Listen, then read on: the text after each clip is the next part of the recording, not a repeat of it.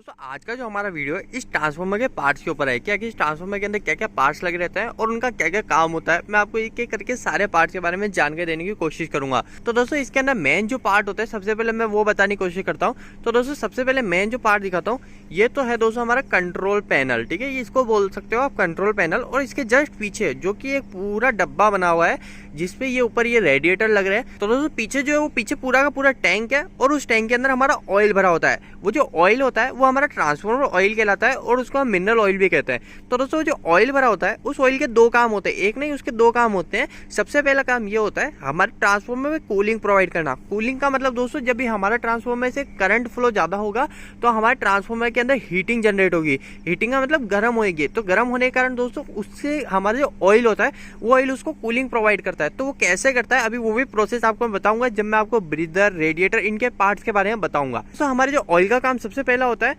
वो होता है हमारा कूलिंग प्रोवाइड करना। इसके बाद में दोस्तों दूसरा काम होता है वो होता है हमको इंसुलेशन प्रोवाइड करना। इंसुलेशन का मतलब इंसुलेशन देखो दोस्तों क्या होती है, जैसे हम मेरा एक वायर इधर है इसमें फेज चल रहा है और एक वायर मेरा इधर है इसमें फेज चल रहा है। तो दोस्तों दोनों के अंदर हमारे करंट आपस में शॉर्ट ना हो उसके लिए दोस्तों इसमें ऑयल का उपयोग किया जाता है। दोस्तों एक बात आप ध्यान रखिएगा कि इसमें जो वाइंडिंग होती है वो अच्छे इंसुलेशन से ही होती है, फिर भी दोस्तों उसकी और बेहतरीन इंसुलेशन प्रोवाइड करने के लिए इसमें ऑयल का इस्तेमाल किया जाता है। तो अगर आपसे कोई इंटरव्यू में पूछता है कि आखिर ट्रांसफार्मर ऑयल का इस्तेमाल क्यों किया जाता है तो आप उसको बोल सकते हैं कि ट्रांसफार्मर ऑयल का दो काम होता है। सबसे पहली चीज इंसुलेशन को स्ट्रॉन्ग करना और दूसरी चीज हमारे ट्रांसफार्मर को कूलिंग प्रोवाइड करना। तो दोस्तों सेकंड पॉइंट पे आते हैं ट्रांसफार्मर और क्या क्या इंपॉर्टेंट चीज है। तो दोस्तों ऊपर आपको दिख रहा है कंजर्वेटर टैंक। अब दोस्तों इस कंजर्वेटर टैंक का काम क्या है, ये एक तरह का आप ये बोल सकते हो दोस्तों कंजर्वेटर टैंक का काम हमारे एक तो दोस्तों स्पेयर में थोड़ा ऑयल हो जाता है और दूसरी बात दोस्तों ये जो कूलिंग होती है ना इसके अंदर वो कूलिंग के लिए ये अहम भूमिका निभाता है। ठीक है, इसके अलावा दोस्तों आपको यहाँ पे इसमें एक इंडिकेटर दिख रहा होगा जो कि हमको ऑयल दिखाएगा क्या कि ट्रांसफार्मर में कितना ऑयल बाकी है। ठीक है, ये इंडिकेटर है। अब दोस्तों ये क्या काम देगा, इसके साथ में आपको एक ब्रीदर भी दिख रहा है। ये ब्रीदर यहाँ पे कनेक्ट है। इस ब्रीदर का काम दोस्तों ब्रीदर क्या होता है, ब्रीदर का मतलब हिंदी में यही होता है कि सांस लेने वाला सांस छोड़ने वाला। ठीक है, ब्रीदर एक तरह की हमारी नाक होती है। इसी तरह दोस्तों ये है हमारे ट्रांसफार्मर की नाक। ठीक है, इसके थ्रू हमारे ट्रांसफार्मर के अंदर सांस जाएगी और इसके थ्रू हमारे ट्रांसफार्मर की जो एयर है वो बाहर निकलेगी। अब दोस्तों देखो काम कैसे होता है और इसी के साथ में इंटरनली कनेक्ट होते ही ये हमारा रेडिएटर, इसको कूलिंग ट्यूब भी बोल सकते हो, ये होता है दोस्तों रेडिएटर। ठीक है, ये आपको दिख रही है ये जाली नुमा, इसके अंदर दोस्तों बीच में होल होता है और ऊपर से जो लाइन दिख रही है उस लाइन में से ऑयल आता है और फिर वापस से यानी जो ट्रांसफार्मर का जो ऊपर का ऑयल होता है ना वो ऊपर से आ जाता है और फिर में वापस से ये नीचे से ठंडा ऑयल निकल जाता है। अब दोस्तों देखो कैसे काम करता है, ये सब आपस में इंटरलॉकिंग है। ठीक है, तो कैसे ये मैं वो समझाता हूँ। तो दोस्तों देखो सबसे पहले जब भी हमारा ऑयल अंदर पड़ा हुआ है जो टैंक के अंदर है और टैंक में जब भी ऑयल पड़ा हुआ और हमारी इसमें से ज्यादा करंट फ्लो होगी तो हमारा क्या होगा दोस्तों, ऑयल जो है वो गर्म होएगा।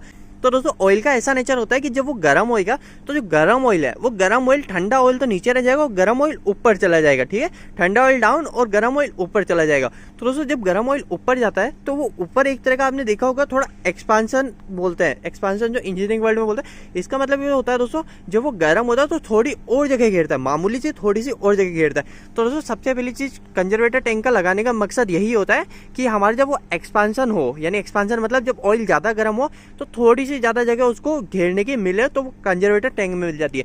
इसके बाद में दोस्तों देखो अब जब वो गर्म होगा तो गर्म होने के केस में क्या होगा, ऊपर गर्म ऑयल आ जाएगा। तो वो जो गर्म ऑयल आएगा वो हमारे रेडिएटर के थ्रू इसमें आएगा। ये ऊपर का आपको एक नली दिख रही होगी, इसमें आएगा और फिर में इससे धीरे धीरे ठंडा हो जाएगा। इधर से हमारी एयर लग रही है, इसमें हवा लग रही है। जो बड़े बड़े जो ट्रांसफार्मर होते हैं उसमें यहाँ पे पंखे भी लगे होते हैं। तो अभी इसमें पंखे की जरूरत नहीं है क्योंकि हमारा ऐसे ही कूलिंग अच्छी प्रोवाइड हो रही है। तो ये जो जाली होती है इस जाली से हमारा ऑयल, गर्म ऑयल ऊपर से नीचे आता है तो वो नीचे आता है तब तक ठंडा हो जाता है और फिर इसमें चले जाता है।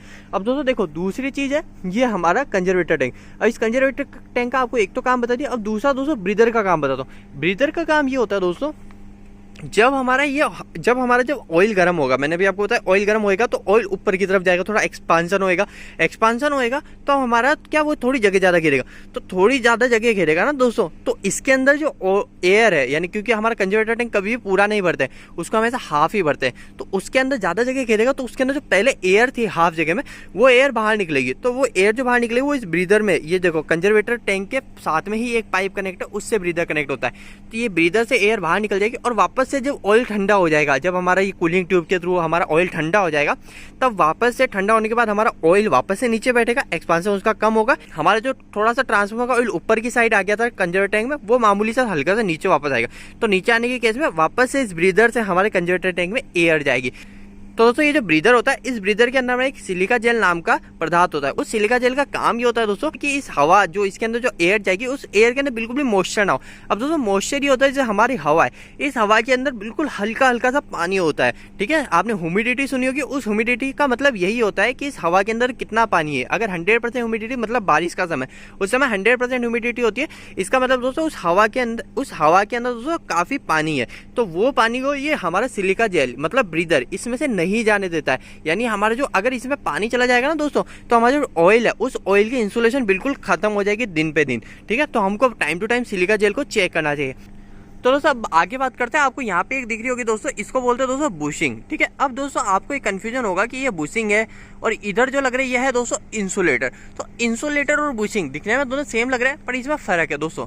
देखो बुशिंग जो होती है, बुशिंग के अंदर दोस्तों देखो अभी आपको यहाँ पे इसमें एक वायर दिख रहा है, और ये वायर जब यहाँ घुस रहा है ना, जैसे ये वायर इधर घुस रहा है तो इधर ही दोस्तों एक होल होता है, और वो होल हमारा सीधे ट्रांसफार्मर के अंदर कनेक्ट होता है। यानी उस होल से ही हमारा वायर जो है हमारे RYB लाइन, वो हमारी लाइन बुशिंग के अंदर से होते हुए हमारे ट्रांसफार्मर के अंदर जाती है और कनेक्ट होती है। इसमें आप दो टाइप की बुशिंग होती है, एक इनकमिंग की और एक आउटगोइंग की। जैसे हमारे ट्रांसफार्मर 33 kV का है, तो 33 kV पे हमारे HV की बुशिंग लग रही है, हाई वोल्टेज की बुशिंग लग रही है, और यहाँ पे एक LV की बुशिंग यानी लो वोल्टेज की, क्योंकि आउटपुट में 440 वोल्टेज निकाल रहा है। ठीक है, कहीं कहीं पे बस बार भी होती है। तो दोस्तों ये आपको अलग अलग टाइप के इंसुलेटर दिख रहे हैं। तो अब इसमें से कोई भी बुशिंग नहीं है, जो बुशिंग होगी वो अलग होती है। तो बुशिंग कैसी होती है वो मैं आपको समझाने की कोशिश करता हूँ।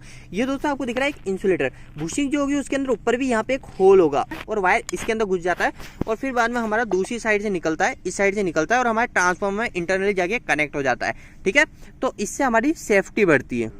तो दोस्तों अगर आपसे कोई पूछे कि बुशिंग का काम क्या होता है, तो बुशिंग का काम इतना होता है कि हमारा जो सप्लाई है, उस सप्लाई को ट्रांसफार्मर की बॉडी से कनेक्ट ना हो जाए, इसके लिए अच्छी सी सेफ्टी प्रोवाइड करना है। तो दोस्तों नेक्स्ट पॉइंट की बात करते हैं। नेक्स्ट पॉइंट दोस्तों एक चीज मैं आपको बताऊं, इस ट्रांसफार्मर में वो नहीं है। इसके अलावा दोस्तों एक चीज होती है टैप चेंजर, हमारे इस ट्रांसफार्मर में नहीं है, पर आपको मैं थोड़ा डिटेल में बताऊं तो दोस्तों टैप चेंजर का काम ये होता है कि जैसे अगर हमारे इस आउटपुट जो हमारा जो इस ट्रांसफार्मर से आउटपुट वोल्टेज निकल रहा है, उस वोल्टेज को मेरे को थोड़ा सा कम या ज्यादा करना है, तो मैं उस टैप चेंजर को यूज करके उसकी जो सेटिंग है उस सेटिंग को कम ज्यादा करके मैं टैप चेंजिंग करके हमारे ट्रांसफार्मर के वोल्टेज को कम ज्यादा कर सकता हूँ। तो दोस्तों ये जो कंट्रोल पैनल है, इस कंट्रोल पैनल के अंदर हमारे एक मीटर दिख रहे होंगे। ये मीटर जो होता है दोस्तों, एक होता है हमारा OTI और एक होता है WTI। जैसा कि आपको दिख रहा है, इस पे लिखा हुआ दोस्तों OTI और इस पे लिखा हुआ है WTI। इसका मतलब क्या है दोस्तों, OTI का मतलब है ऑयल टेम्परेचर इंडिकेटर, मतलब ऑयल का क्या टेम्परेचर चल रहा है वो एग्जैक्ट ये बताता है। और WTI का मतलब होता है वाइंडिंग टेम्परेचर इंडिकेटर, यानी दोनों के टेम्परेचर बताता है हमारे ट्रांसफार्मर के। अब दोस्तों इसका काम ये होता है, ये हमको ट्रिपिंग और अलार्म दोनों देने का भी काम करता है। इसके अंदर दोस्तों हमारे स्विचेस लगे होते हैं, 2 रिले लगी होती है, और रिले का काम ये होता है कि हमारा जो ट्रांसफार्मर, उस ट्रांसफार्मर का अगर ऑयल अगर ज्यादा गर्म हो रहा है, तो हमारे आगे कंट्रोल, हमारा जो ACB या जो भी हमारा सर्किट ब्रेकर लग रहा है उसको सूचना देना। तो दोस्तों उम्मीद है कि छोटे से वीडियो के अंदर मैंने आपकी कुछ ना कुछ मदद करी होगी। दोस्तों अगर आपका कोई भी सवाल अगर इस वीडियो के प्रति रह गया है, या फिर मेरे से कोई टॉपिक छूट गया है, तो आप मुझे नीचे कमेंट बॉक्स में कमेंट करके बताइए, मैं उसके ऊपर एक और डिटेल वीडियो बनाने की कोशिश करूंगा। इलेक्ट्रिकल की वीडियोस अगर आप हिंदी में देखना पसंद करते हैं, आज ही इस चैनल को सब्सक्राइब कर लीजिए। आज के लिए इतना ही, धन्यवाद।